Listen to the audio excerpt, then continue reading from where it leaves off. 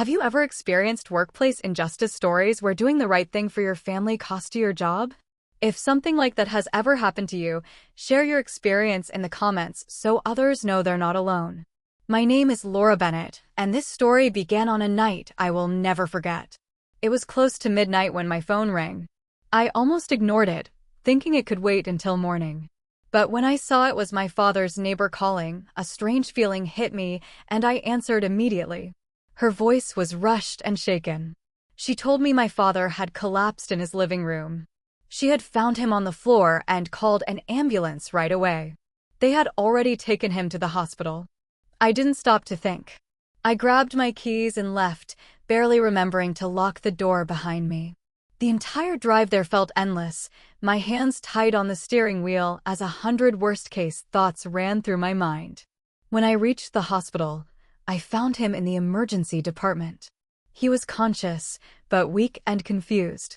Doctors were running tests and said they needed to keep him overnight for observation.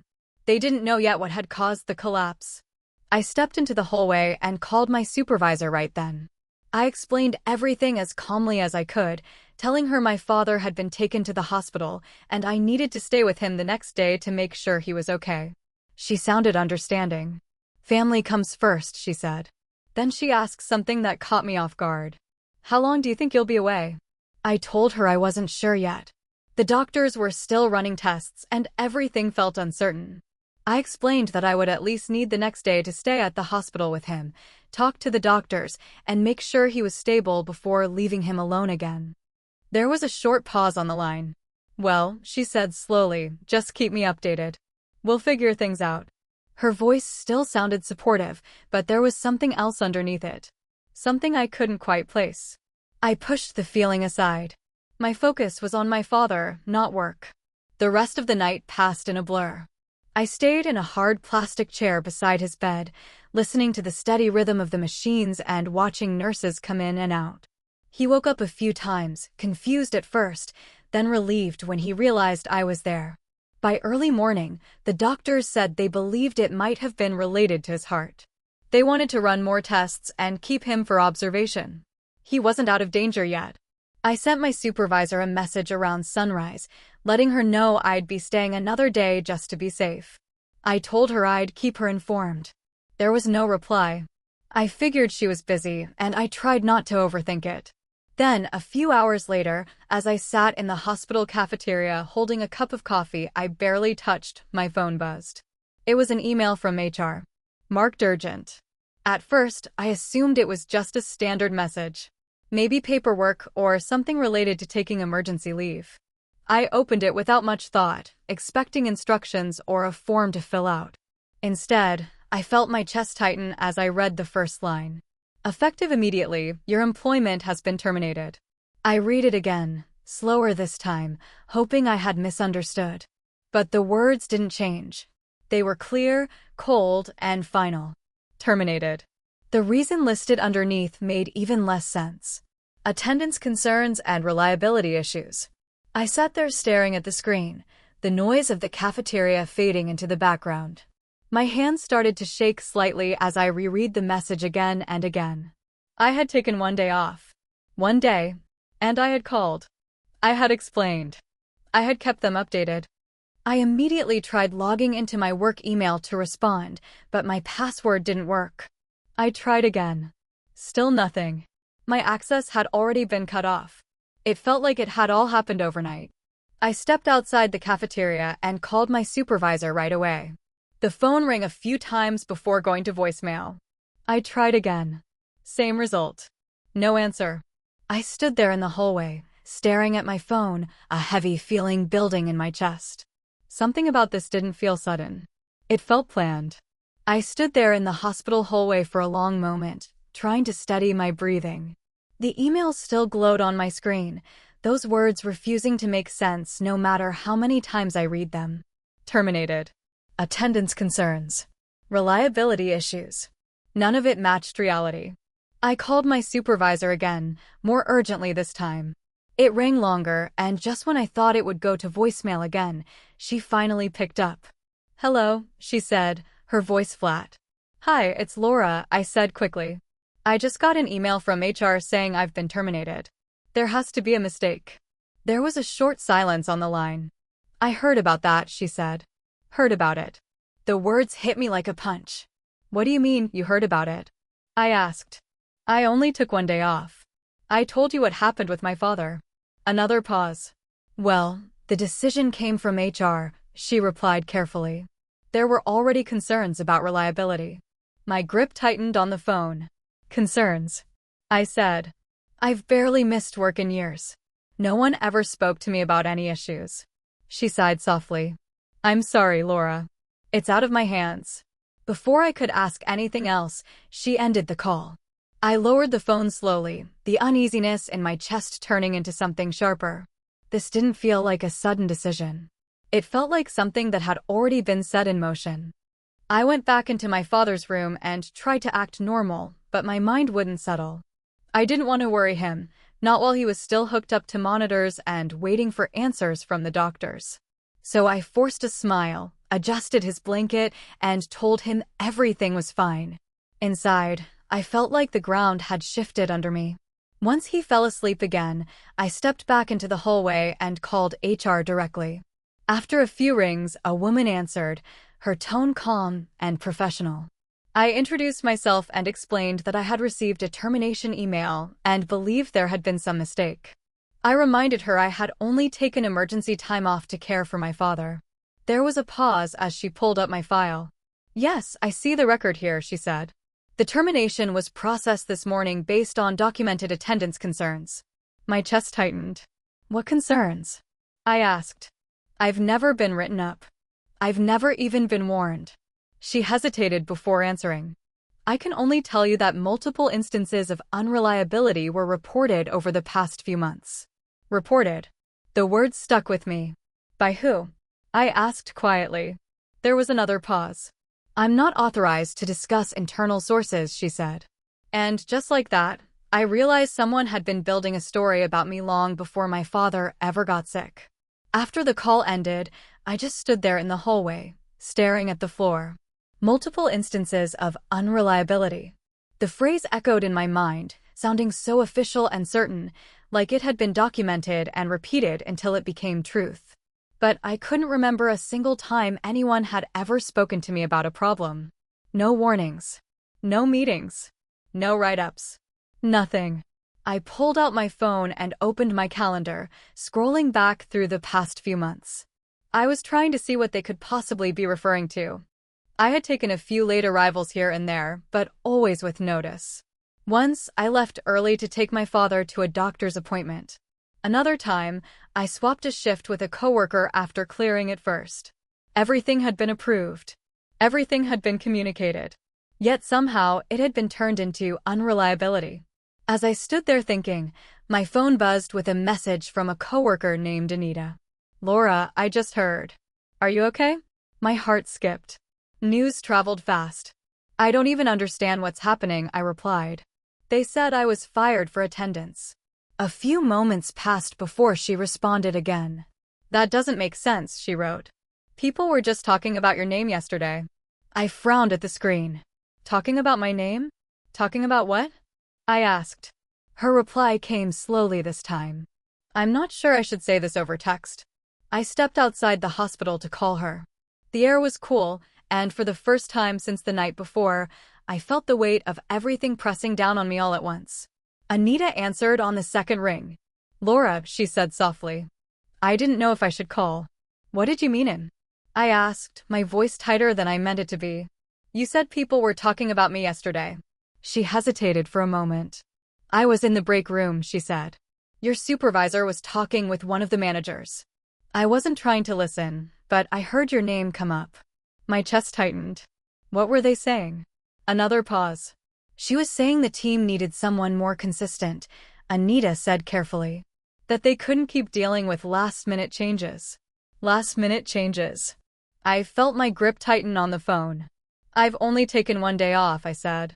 And that was for my father. I know, Anita replied quickly. That's why it felt strange. The way she said it, it sounded like this had been building for a while. Building. The word hit hard. And then this morning, she added quietly, HR came by your desk. My heart started pounding. What do you mean? I asked. They cleared it out, she said. Before lunch. For a moment, I couldn't even respond.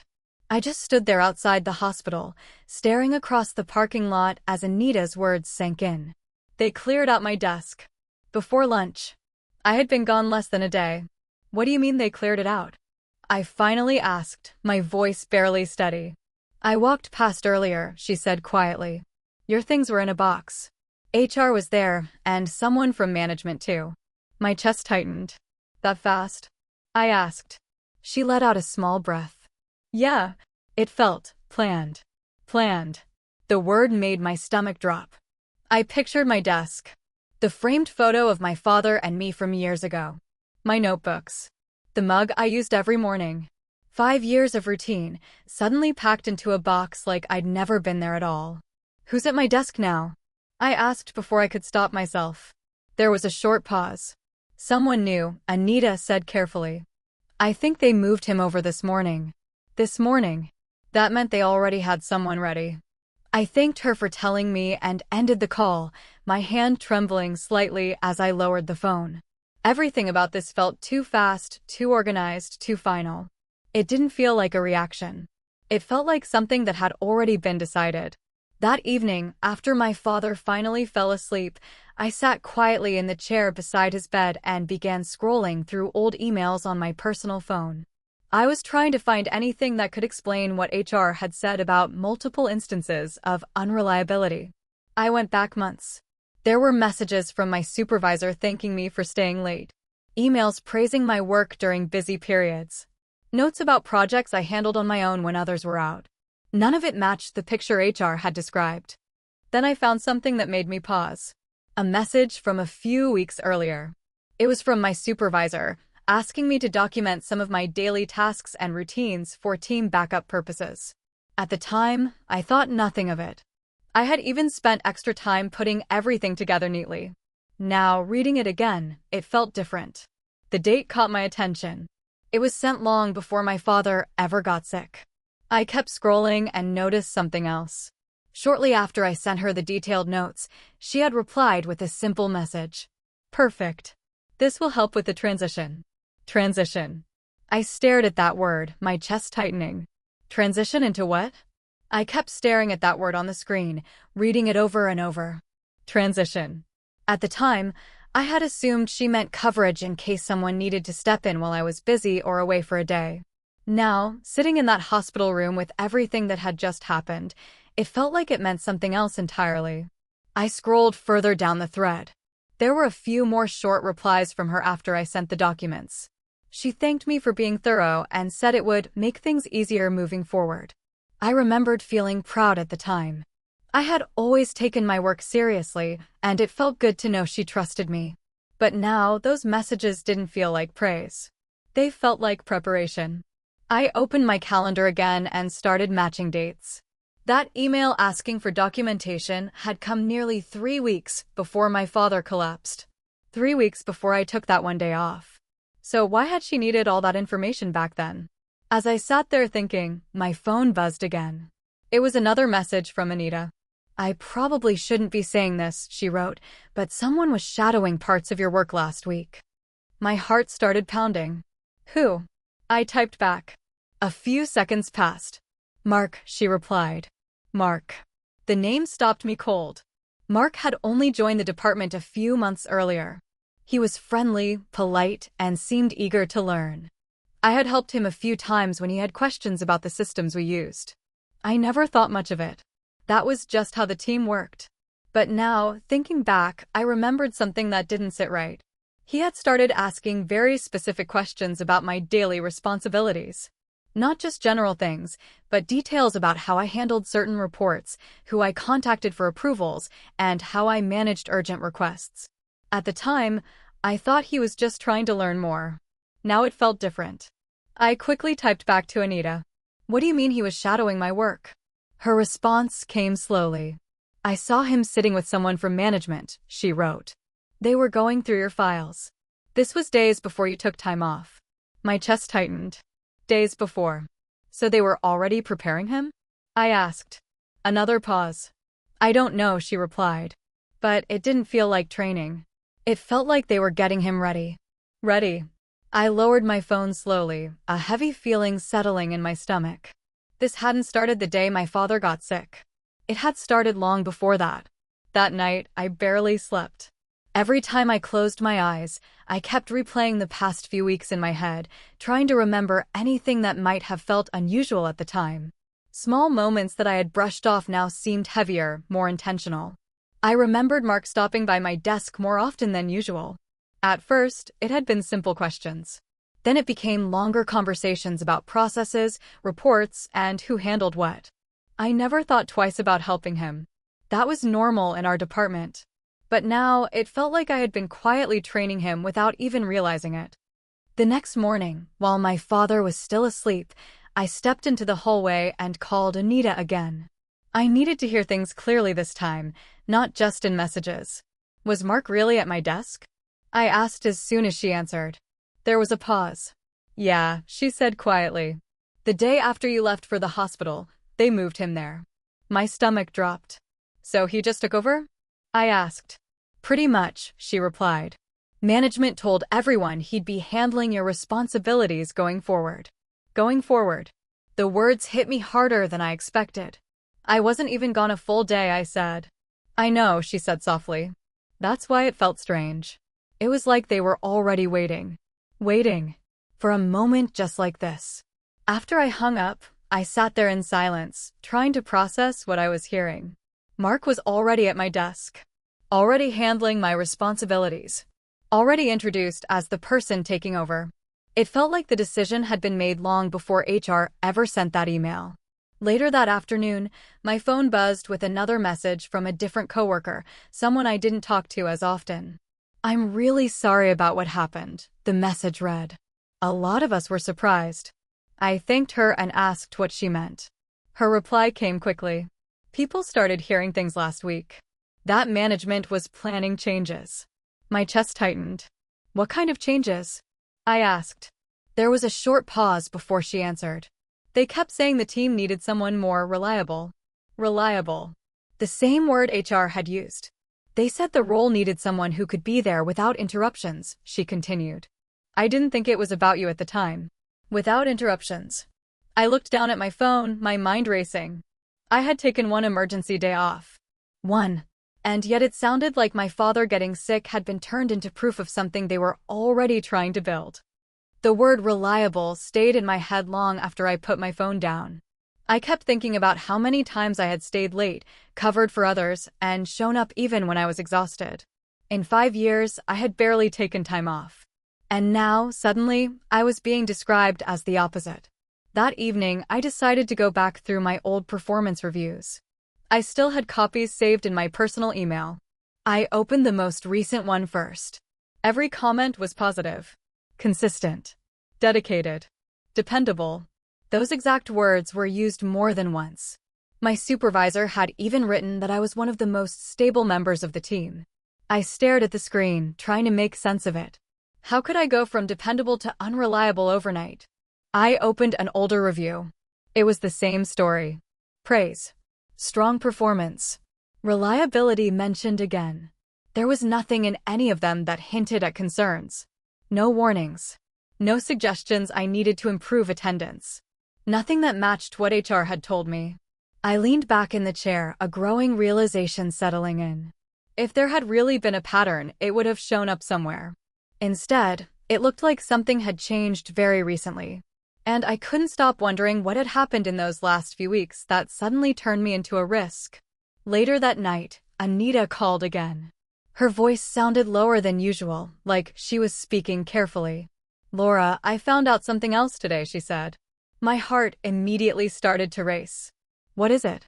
I wasn't trying to listen, she continued, but I walked past one of the offices and heard your supervisor talking to Mark. I sat up a little straighter. What were they saying? I asked. There was a short pause. She was telling him not to worry, Anita said slowly.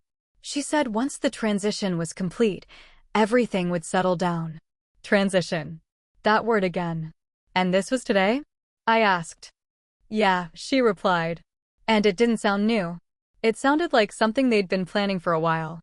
My grip tightened around the phone. Did she say anything else? Another pause. She said the team needed someone who could be counted on, Anita said quietly. Someone who wouldn't have sudden family situations pulling them away. I felt my chest tighten. That wasn't just about work anymore. It sounded personal. After that call, I couldn't stop thinking about the way Anita described the conversation. Someone who wouldn't have sudden family situations pulling them away. The words felt deliberate, like my father's emergency had been turned into proof of something they had already decided about me. The next morning, I decided to look deeper into my own records. I pulled up old messages, saved approvals, and shift confirmations I had kept over time. I wanted to see if there was any possible way they could claim I had been unreliable. What I found only made things more confusing. There were multiple messages from my supervisor thanking me for stepping in when others called out.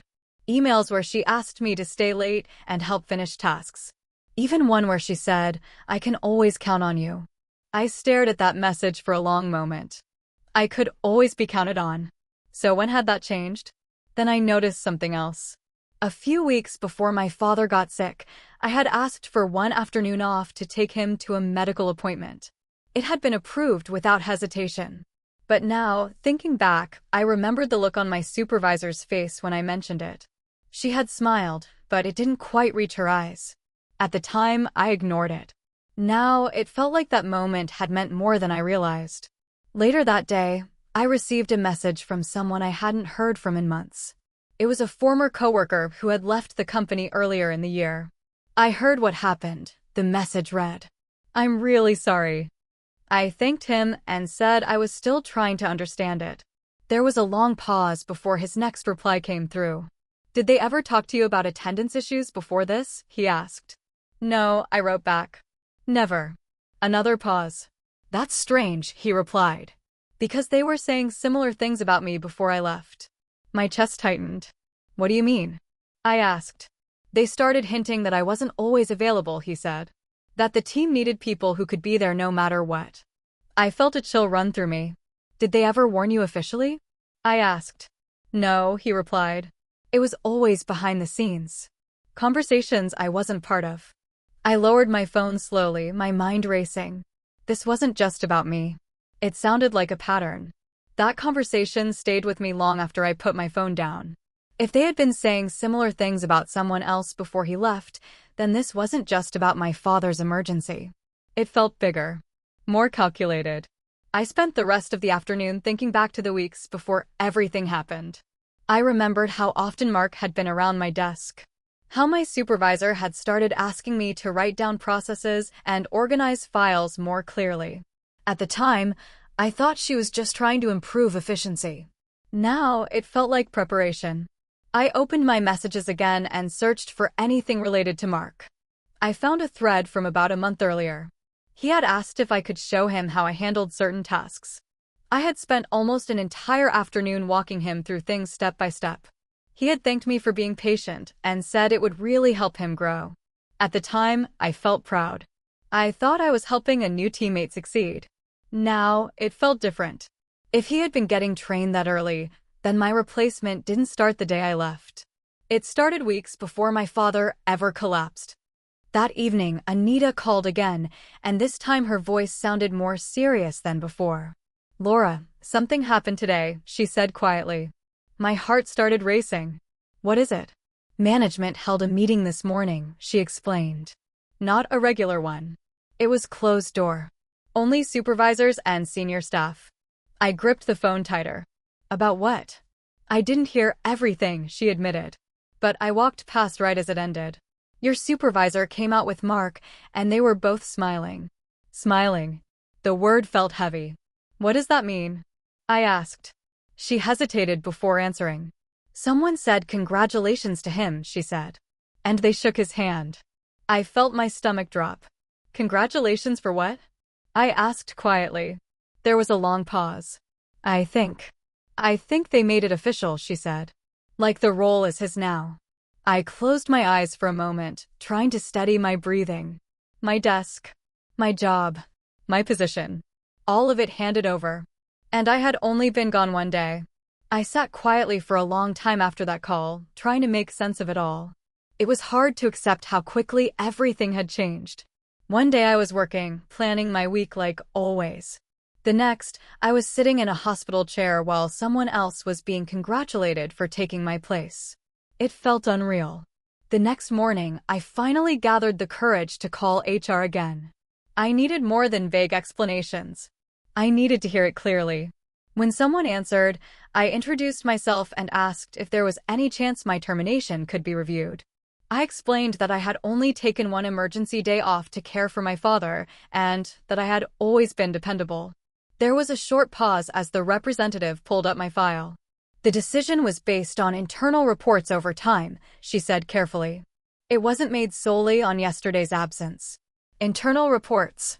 The words caught my attention immediately. What kind of reports? I asked. She hesitated before answering. Concerns about availability and consistency were raised repeatedly over the past few months. Repeatedly. My chest tightened. I was never told about any of that, I said quietly. I understand, she replied. But the documentation was submitted by management. Submitted. That meant someone had been quietly building a case. Later that afternoon, I decided to take a walk outside the hospital for some air. My mind felt heavy, and I needed a moment to breathe. As I stepped outside, my phone buzzed again. It was Mark. I stared at his name on the screen for a long moment before answering. Hi, he said, sounding almost nervous. I just wanted to check in. I heard about your father. I hope he's okay. I thanked him, unsure what else to say. There was a short silence before he spoke again. I know this is a strange situation, he said. I didn't expect things to happen this way. My heart started pounding. What do you mean? I asked carefully. Another pause. They told me the role might open up, he admitted. But I didn't know it would be this sudden. The role might open up. The words echoed in my head. When did they tell you that? I asked. There was a hesitation before he answered. A few weeks ago, he said quietly. For a moment, I couldn't even speak. I just stood there outside the hospital, holding the phone as Mark's words settled heavily in my chest. A few weeks ago. That was long before my father collapsed. Long before I took a single day off. They told you the role might open up? I repeated slowly. Yeah, he said, sounding unsure. They said the team might be restructuring. That they were looking for someone who could step into a more stable position. Stable. That word again. I swallowed hard. Did they mention me? There was a pause on the line. Not directly, he replied carefully. They just said there were concerns about consistency and long-term availability. I felt my grip tighten on the phone. That was weeks ago, I said. Before anything even happened with my father. I didn't know, he said quickly. I thought you were planning to leave. That's what it sounded like. Planning to leave. My heart started pounding. I never said that, I said. I know, he replied quietly. I'm starting to realize that now. After we hung up, I stood there staring at nothing. This hadn't started the day I took time off. They had been preparing to replace me long before that. Later that evening, Anita called again. Her voice sounded tense, like she had been thinking about whether to tell me something. Laura, I need to ask you something, she said carefully. Okay, I replied, already feeling uneasy. Did you ever talk about leaving the company? She asked. Like seriously leaving? No, I said immediately. Why would I? She took a breath. Because I heard something today, she said.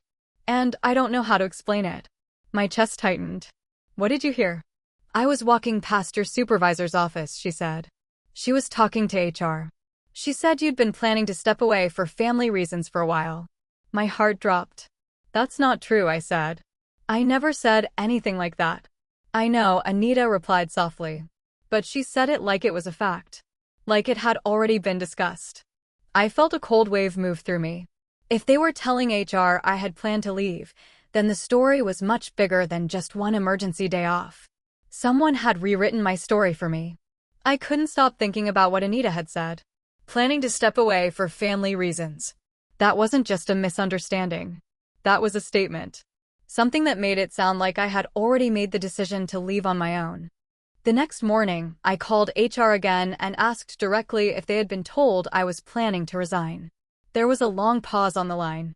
Laura, The representative said slowly, "We were informed that you were considering stepping back due to ongoing family obligations." My chest tightened. "Who told you that?" I asked quietly. She hesitated before answering. "That information came from your direct supervisor." I felt like the ground shifted under me. "I never said that," I replied. "I never even hinted at leaving. I only took one day off because my father collapsed."